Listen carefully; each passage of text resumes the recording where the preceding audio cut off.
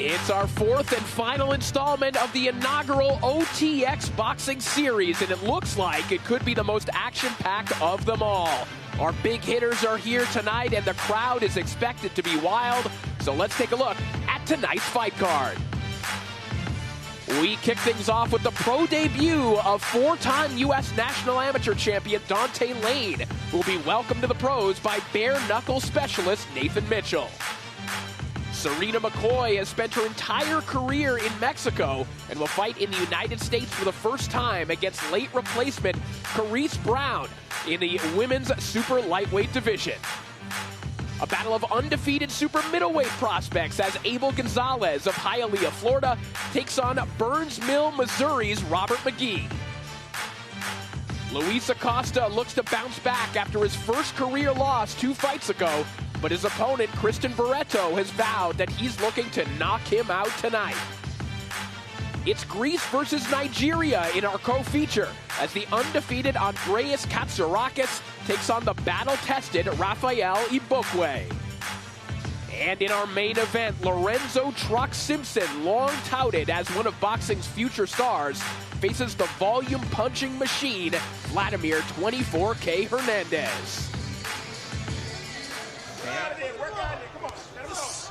Lane has half the round to work with if he wants to make good on his promise of getting Mitchell out of there early, but there's a nice right hand from Mitchell, but he eats another left hand. Mitchell looking a little out of sorts when Lane is letting his hands go, and he's wobbled by that one, and down he goes.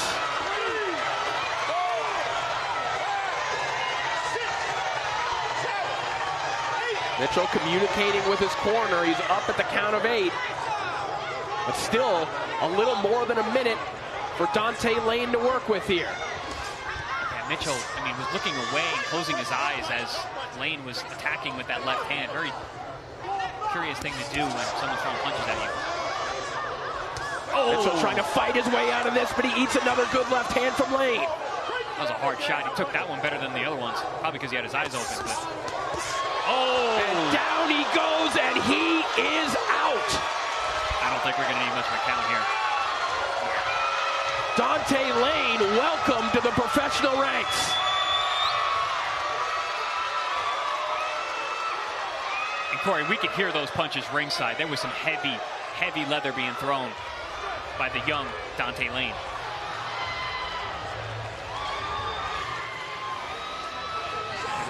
You know, on paper, Brown is definitely the harder puncher of the two, but McCoy is respectable with her punch as well. Oh, good right hand, and down goes McCoy.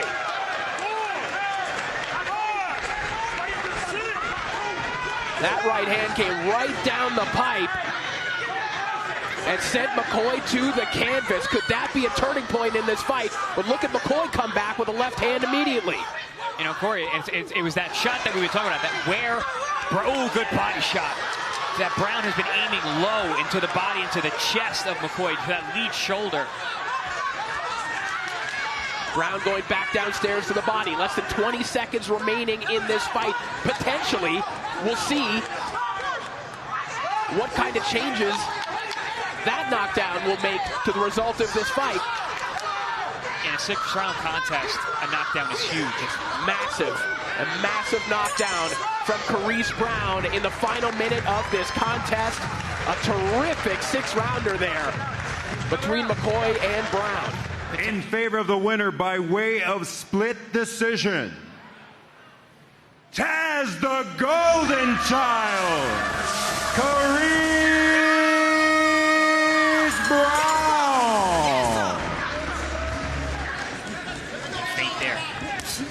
And a response. Good counter there from Gonzalez. That roll right hand. Yeah, beautiful body shot. You see the elbow of McGee come down after that one, understandably so. That was a hard shot right along the belt line, but McGee double tough coming back with the right hand.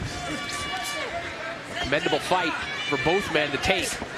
But Abel Gonzalez seems to be ahead in this one, at least at this point, but Robert McGee has certainly been there with him and has made him work. Yeah, absolutely. Like you said, it's a risky fight for both of these guys, but listen, that's what OTX is all about. There are no easy fights here. Oh, big left hook to the body, left hook upstairs.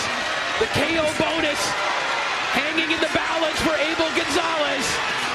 In favor of the winner by way of unanimous decision, El Jefe, Abel Gonzalez.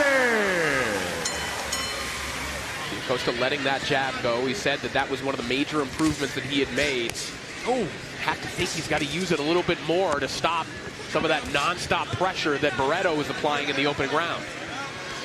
Barreto, as we mentioned, grew up literally boxing in the streets. It wasn't until his barber told him where there was actually boxing infrastructure where he could learn. He told him, hey, there's a boxing club over there in Barrio Obrero. You can go learn to fight there. He's turned himself into a fine young prospect right now as he lands a nice left hook and a three-punch combination that rocks the head back of Luis Acosta. Moments before that, Acosta had landed a nice overhand right. Yes. It seemed to shake Barreto a little bit, but he came right back with a three-punch combination. Little more wrestling here on the inside. It's been a really physical battle here between Acosta and Barreto as Acosta starts to open up and Barreto gets there first with the right hand and another. I think the question now is, does Luis Acosta need a knockout here in the 6th round to win this fight?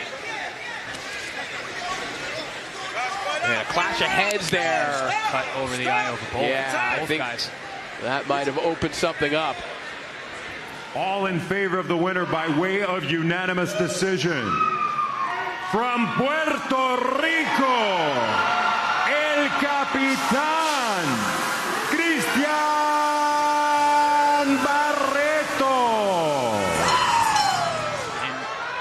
Ibokwe in true Ibokwe fashion, showing a great chin and taking heavy shots, but coming right back.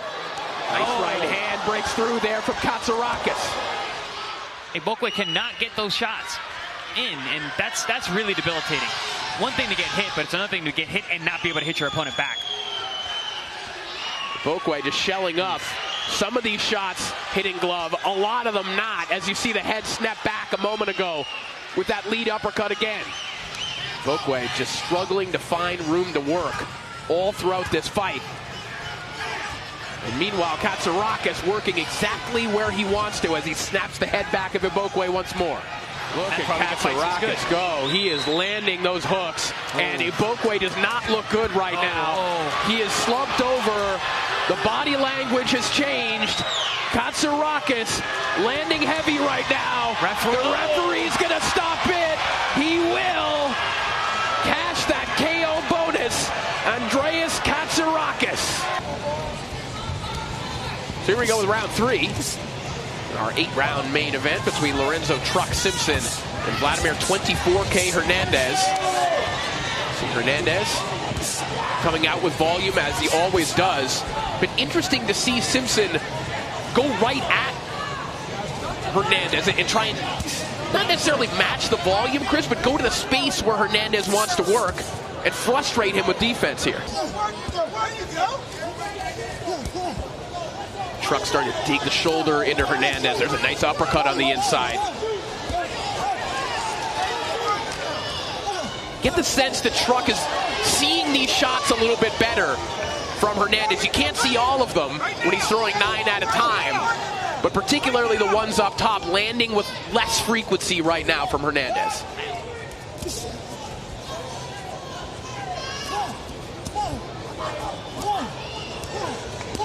Good work from Hernandez on the inside, letting those hands go, head and body. Oh, good right hook upstairs from Hernandez. See Mello on his feet, obviously towering over the crowd, cheering on Truck Simpson here with 40 seconds to go in this contest, unless there is an overtime round. There's always that caveat, right? Unless. More blood from the mouth of Truck. Mello's son taking in the action with him as well. Both men trying to make a final statement here, and that is a beautiful left hand from Truck.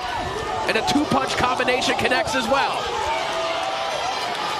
Truck takes a look up at the Megatron upstairs to see how much time is left. Short time here. Final moments, perhaps, of an all-action main event. Truck Simpson got the test that he asked for. after going 8 rounds inside the OTX ring, we go to the scorecard.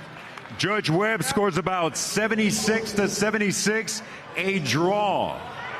Overruled by Judge Cronin, who scores about 78-74, and Judge Oliver, who scores at 79-73, in favor of the winner by way of majority decision. From Mexico, Vladimir, 24